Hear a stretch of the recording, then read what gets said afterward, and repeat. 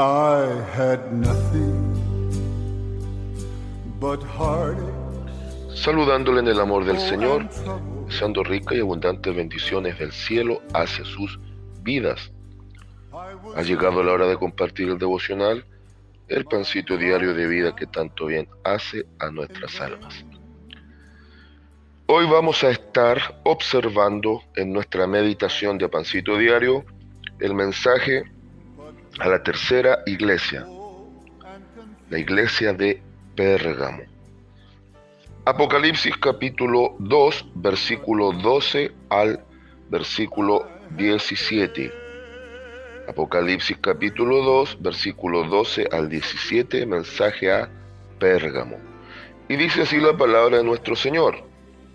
Y escribe al ángel de la iglesia en Pérgamo.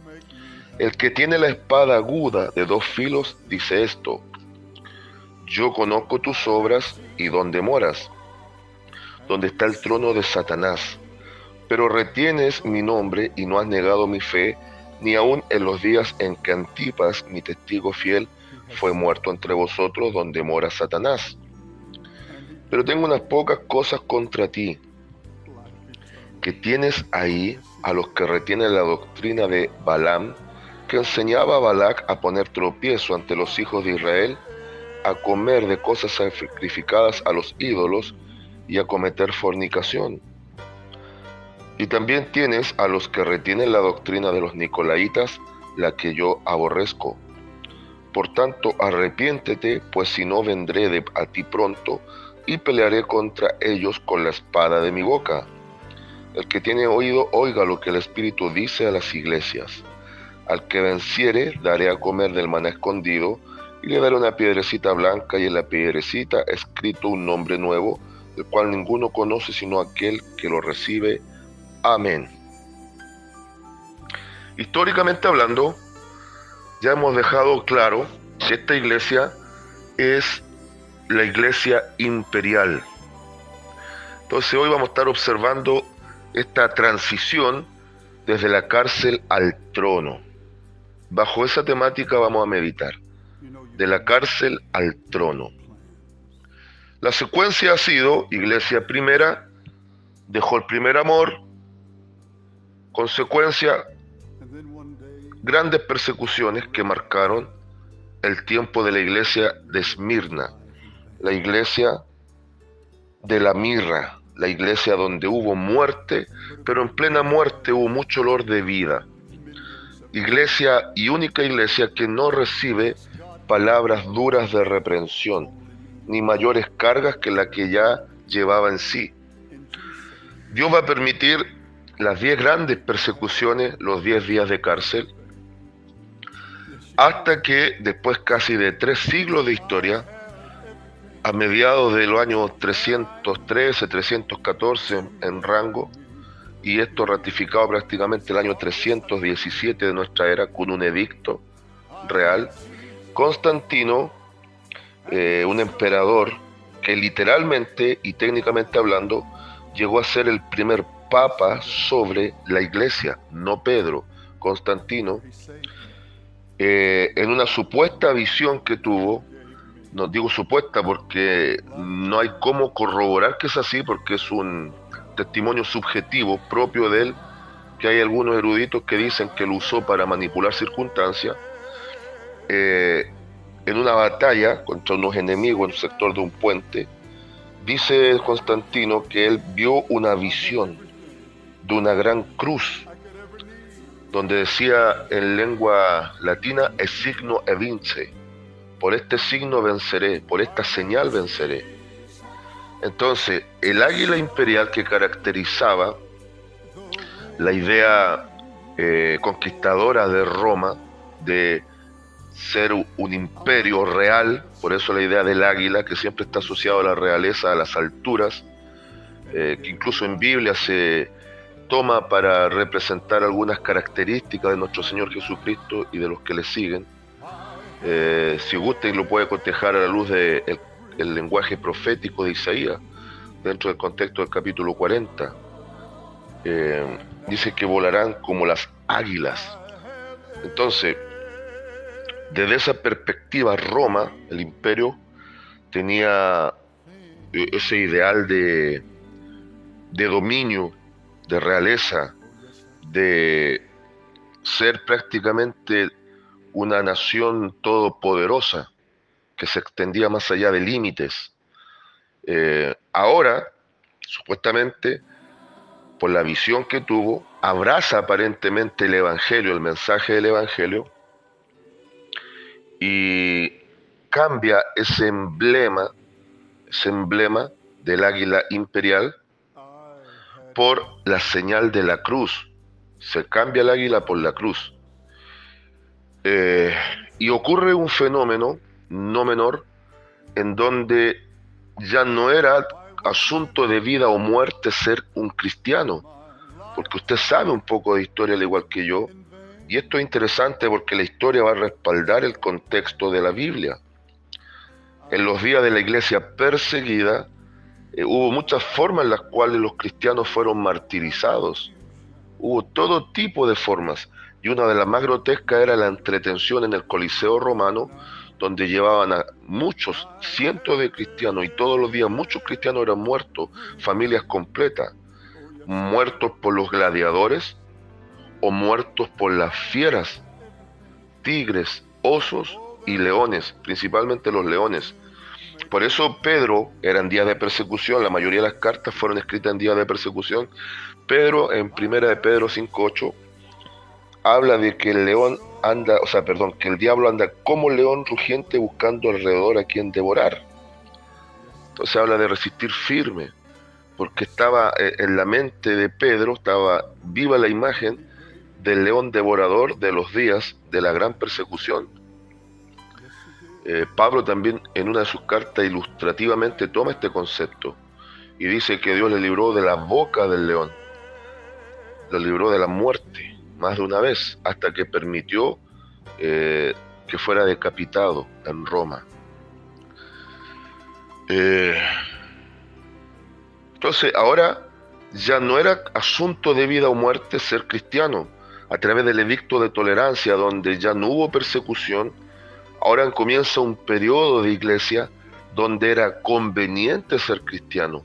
El título cristiano les daba un estatus, porque ahora Roma respaldaba esto. Literalmente los cristianos pasaron desde la cárcel, desde la terrible persecución, al trono, a gobernar.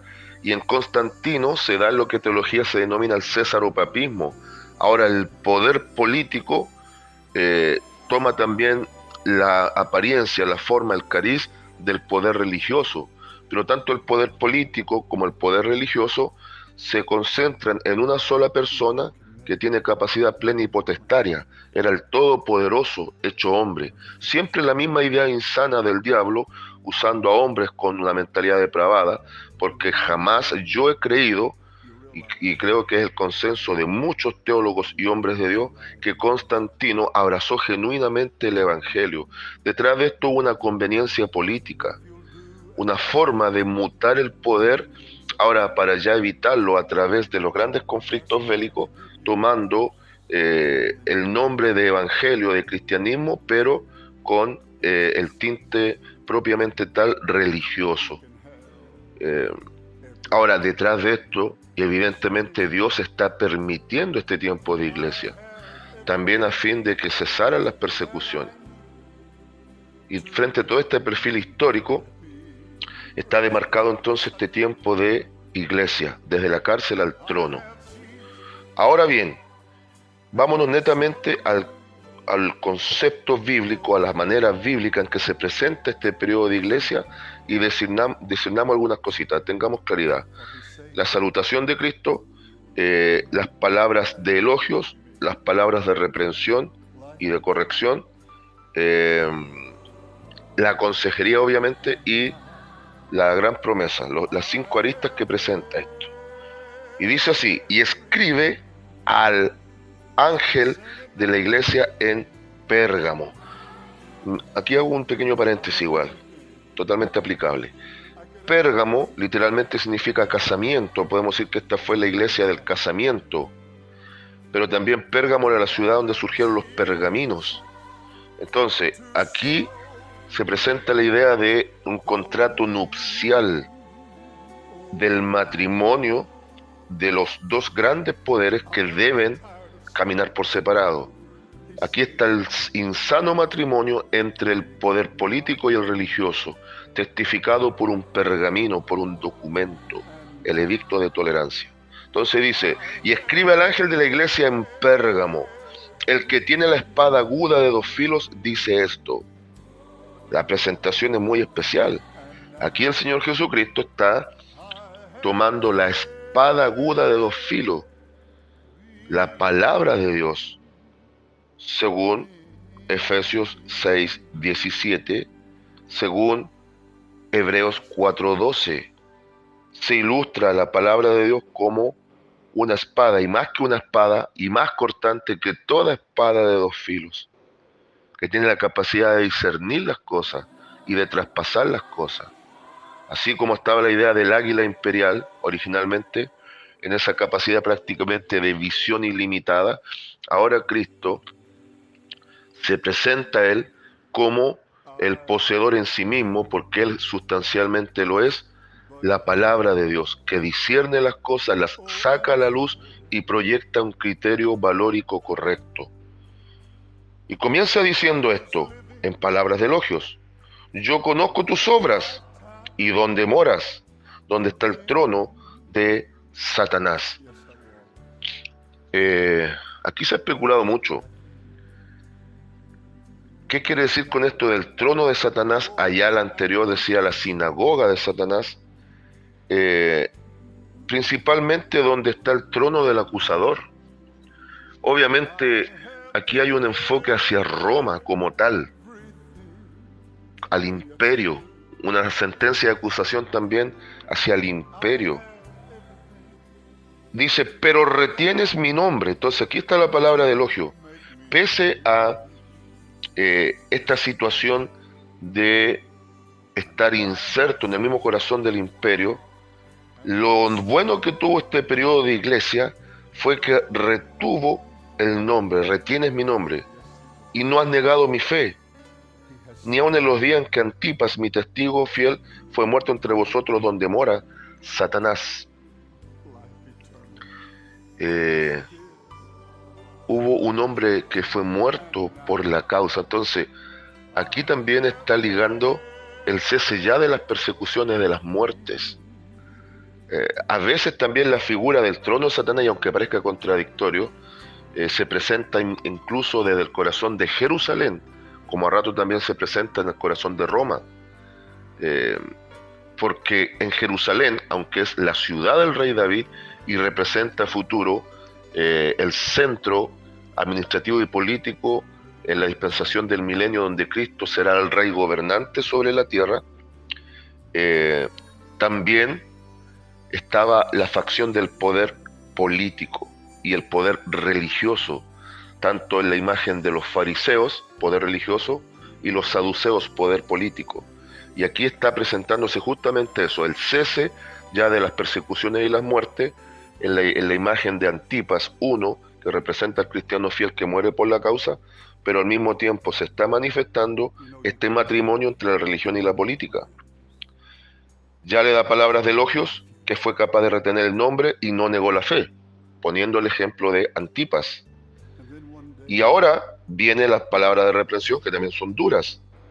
Versículo 14. Pero tengo unas pocas cosas contra ti. ¿Cuáles? Número 1, que tienes ahí a lo que retiene la doctrina de Balaam, que enseñaba a Balac a poner tropiezo ante los hijos de Israel, a comer de cosas sacrificadas a los ídolos y a cometer fornicaciones. Entonces, en el primer punto aparece principalmente la idea de lo que ocurrió con Balaam, es decir, aquel que no sigue una fe genuina, sino que ahora sigue una fe a conveniencia, porque el registro bíblico nos va a llevar al pasaje de Números, capítulo 25, versículo 1 al 3, y después libro de Números, capítulo 31, versículo 16, donde Balaam representa a ese falso profeta que se va a mover a conveniencia y a lucro. Entonces aquí se remarca una vez más que en este periodo de iglesia hubo conveniencias más que una fe genuina, aunque originalmente se proyectaba esa fe que cerró el tiempo de la iglesia perseguida. Ahora estaba la conveniencia, era conveniente ser cristiano porque daba estatus, abría puertas y permitía adquirir ciertos títulos de nobleza que proyectaban una vida también de lujos. Entonces, aquí está el estatus, la conveniencia, el deseo de lucro, de ganancia. Por eso habla de la doctrina de Balaam. Podríamos decir que ya aquí había un perfil hacia la falsa doctrina de la prosperidad. Aquí está la raíz de ya la manifestación de lo que hoy por hoy ya patéticamente y aborreciblemente se presenta como la teología de la prosperidad. Y repito algo que he dicho varias veces. Yo soy un hombre de Dios que creo que la Biblia habla de prosperidad genuina, que incluso esa prosperidad se puede plasmar en prosperidad económica y material, pero eso como algo secundario. ¿Y cuál es el principio que quiero establecer? San Mateo 6:33. Cristo que dijo: más primeramente buscad el reino de Dios y su justicia, y todas las cosas vendrán por añadidura. ¿Ya? Entonces, ahí aparece esta idea.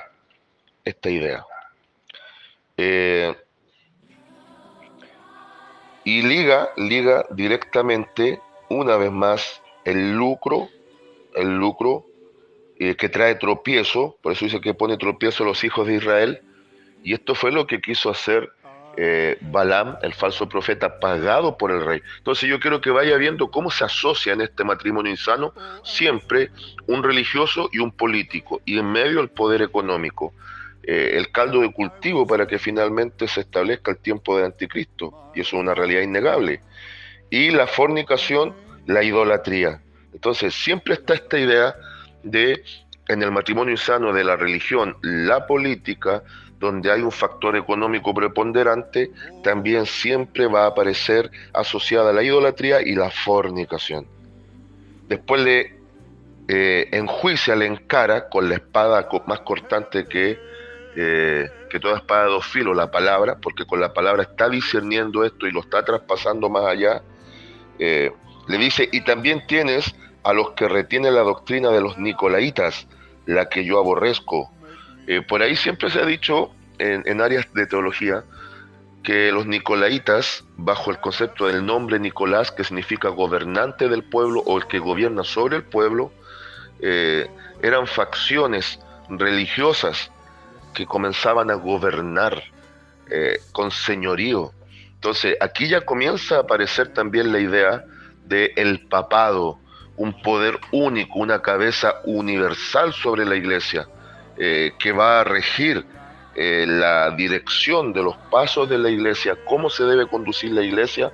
¿Y por qué es aborrecible? Porque toma y usurpa el lugar del Espíritu Santo, porque el verdadero director de orquesta sobre la iglesia es el bendito llamado Espíritu Santo, no el hombre.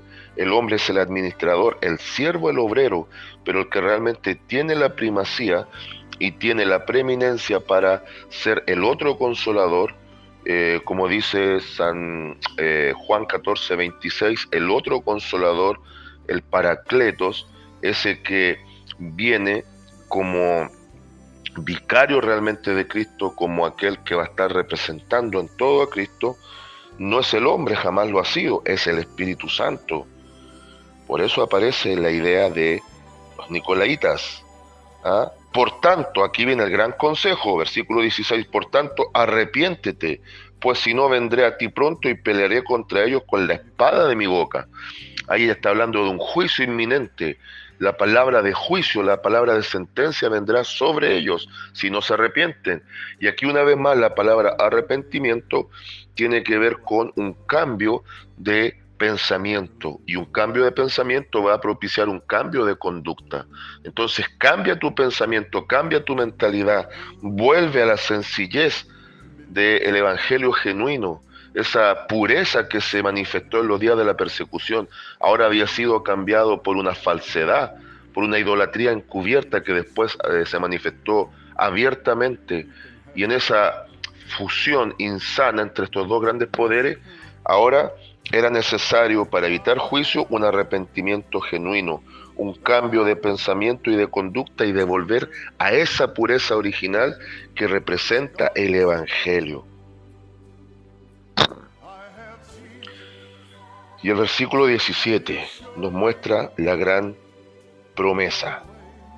El que tiene oído, oiga lo que el Espíritu dice a las iglesias. Oiga atentamente, inteligentemente y ponga por obra el consejo. Al que venciere, daré a comer del maná escondido. ¿Cuál es el que venciere? El que acatando el consejo, corrige la conducta y llega al ideal que Cristo le está presentando a esa iglesia. Al que venciere, daré a comer del maná escondido. Ahora, la palabra aguda, como espada, de doble filo, ahora toma la apariencia del maná, ese verdadero alimento que sirvió en las jornadas en el desierto. Es como que Cristo está tomando el pasaje de Oseas diciendo: ve al desierto, vuelve al desierto, donde yo quiero nuevamente enamorarte. Estimado hermano, amigo, consiervo, hermana, consierva, iglesia en toda, ponga mucha atención, que el proceso del desierto muchas veces es necesario, aunque doloroso, para que nos volvamos a enamorar de Cristo. Aquí el Señor estaba advirtiendo a esta iglesia que ya se había torcido, había empezado un rumbo muy distante y muy distinto a la perfecta voluntad del Señor Jesús. Le estaba dando a entender que era necesario volver a aquella época del desierto, donde estaba la dependencia a Dios, donde estaba el sustento divino hacia ellos. Y la palabra puede tomar estos dos cariz, estas dos apariencias, o una espada que nos va a traer juicio condenatorio, o el maná, que toma la palabra, la apariencia de la que nos alimenta y la que nos sostiene, por una actitud humilde de arrepentimiento, de reconocimiento, para satisfacción de necesidades que vienen de la buena mano de Dios, en una actitud humilde de humillación y de dependencia. Ahí viene el gran consejo, la advertencia, y ahora la gran promesa. Si eres vencedor, Dios te sostendrá y te dará de ese maná escondido. Nos lleva obviamente en referencia cruzada y en concordancia bíblica a Éxodo capítulo 16, versículos 14 al 15. El maná. ¿Qué es esto? ¿Qué es esto? Dios quiere alimentarte. ¿Qué es esto? Dios quiere que aprendas a depender de Él. ¿Qué es esto? Dios no quiere conveniencias en la iglesia. Quiere sinceridad, humillación y una actitud de dependencia a Él y su palabra. Y dentro de esta promesa, la otra promesa bien misteriosa le dice: y le daré una piedrecita blanca. Una piedrecita blanca. Esto habla también de la calidad de hijos de Dios.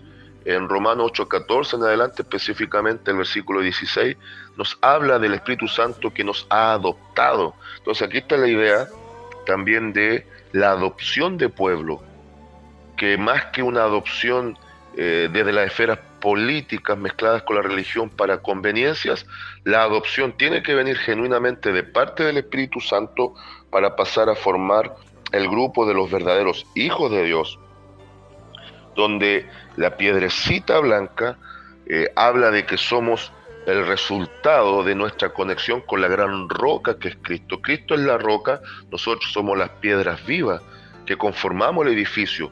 Lo enseña Pedro. Pedro en su carta, en la primera carta lo enseña, somos piedras vivas del edificio llamado la iglesia. Piedras vivas, piedras que componemos como ladrillos estructurales la construcción misma del edificio, pero el gran fundamento inamovible es la gran roca, la cual es Cristo. Y que sea blanca habla de la pureza y la justicia, de la verdad. Entonces somos hijos ahora, adoptados, inscritos con nuestro nuevo nombre en el libro de la vida, ciudadanía del cielo aquí en la tierra. Como extranjero y peregrino ahora transitamos por este proceso de la vida como hijos de Dios, que hemos sido alcanzados a gracia y misericordia. ¿Y cómo lo confirmo? Porque dice, y en la piedrecita escrito un nombre nuevo, nuevo nacimiento.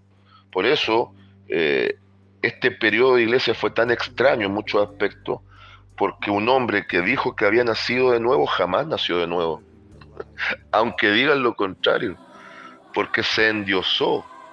Y lo típico de los faraones, de los césares y todos los reyes insanos paganos, era tomar atribuciones del Todopoderoso. Pero aquí, sin embargo, sí está hablando de un verdadero nacimiento por el nombre nuevo. Dice, el cual ninguno conoce sino aquel que lo recibe. ¿Y cuándo va a ser conocido ese nombre nuevo? Cuando realmente ya entremos a la presencia de Dios o cuando ya venga el tiempo del tribunal de Cristo. Que Dios nos bendiga. Consejo, conclusión, consigna. Consejo. Nunca veamos el Evangelio como una condición de estatus ni una situación de conveniencia. El verdadero llamado al cristianismo, el verdadero llamado al Evangelio genuino es una gracia inmerecida, una misericordia que nos faculta en perdón en el fundamento del amor de relación con Cristo. Jamás abusemos de nuestros derechos de hijos de Dios ni lo tomemos para el lucro. Cuidado con los Balaam que se levantan. Cuidado con los falsos que dicen ser y no son. Cuidado con las fusiones, con las mezclas entre poderes que deben ir por separado. No permitamos que falsos ministros de Dios, que son más que nada políticos camuflados, gobiernen las iglesias. Cuidado con el deseo de exaltación. Cuidado con el deseo de pasar desde la cárcel al trono. Porque tenemos de parte de Cristo la esperanza de gloria, y en Efesios capítulo 1 da a entender la Biblia que posicionalmente estamos sentados en glorias con Cristo, aunque nos toque todavía militar en los días de nuestra carne con armas espirituales, sabiendo que estamos en una constante lucha, sabiendo también que la victoria ya vino por medio de Cristo, pero tenemos que ser esos que venzamos, los que pasemos más allá de todas estas cosas banales que no proyectan el genuino evangelio. Iglesia de este tiempo fue una iglesia superficial, una iglesia esnovista, una iglesia exitista, una iglesia de puras apariencias y conveniencias. Y de ahí se proyecta el tiempo terrible después para volver a analizar esta idea de la iglesia de Tiatira, donde va a surgir la aborrecible Jezabel en cuanto a su espíritu. Conclusión. Si hay un periodo de iglesia que marcó un antes y un después, fue este periodo.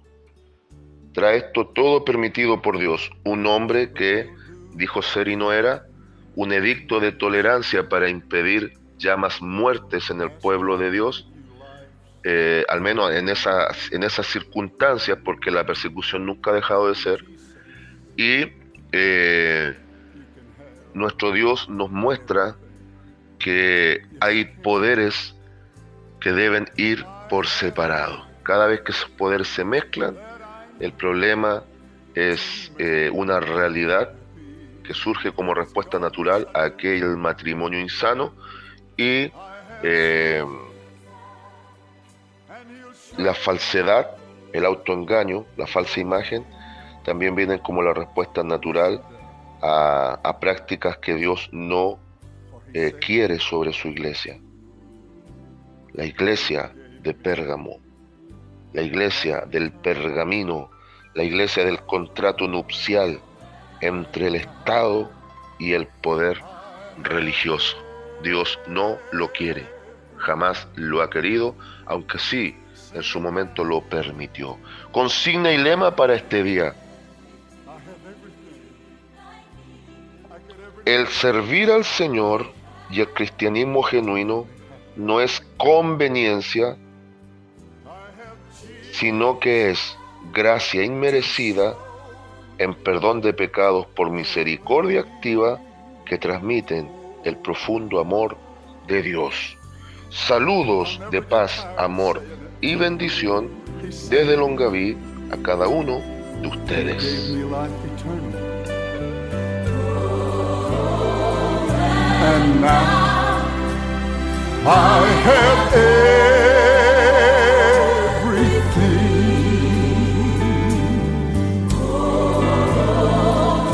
And now I have everything.